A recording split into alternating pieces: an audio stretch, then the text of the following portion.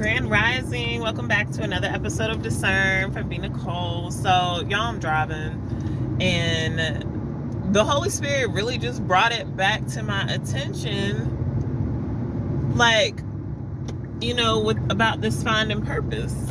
Like, once you find your purpose, here comes the enemy, right? Here comes the enemy. Once you decide you're going to do right, you're going to live for God, all this and that, here comes the enemy.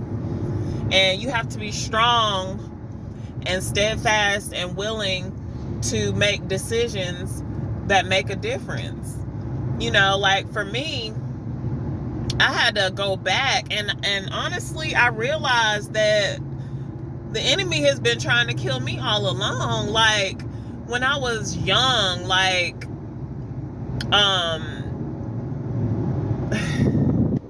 whatever, I'm gonna say it. Whenever I was young, my grandparents weren't happy that my mom and my dad had conceived me. So, of course, that's one thing. Then, a TV fell over my head, to my understanding, something like that.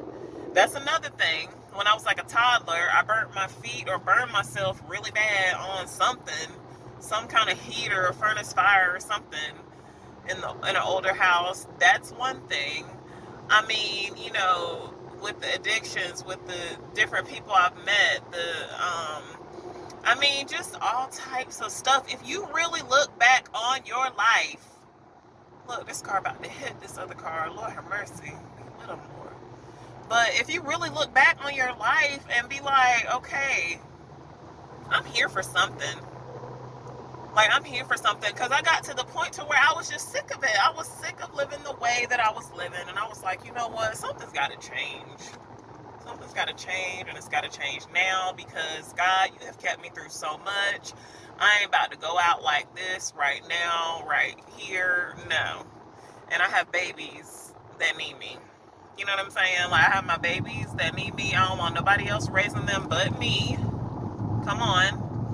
And I have to get myself together. But, the enemy will try to kill you so he can kill God's purpose. If he can distract, if he can destroy, all of that. Because that's what he does. Because for me, I was just waking up every day, for years, y'all.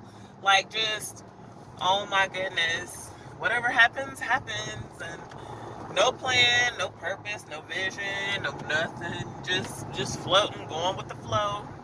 No, now I'm like, no. I got too much in me. Well, first of all, I had to figure out who I was. And y'all gonna get sick of me saying it, but it's gonna resonate with some of y'all, because some of y'all are in the same spot that I was in. You know what I'm saying? And that's why I have to share it. I don't even care how I look. I don't care how long as you can hear me.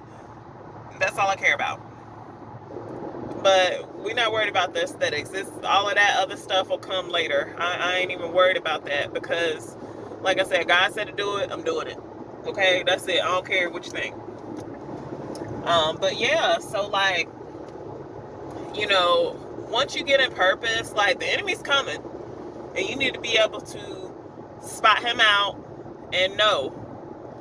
Distractions, exes will come back. I mean, honestly, y'all, legit, right before Chris and I, we're about to be approaching our 1-year anniversary, and right before all of this stuff started manifesting, guess what? Here comes the devil.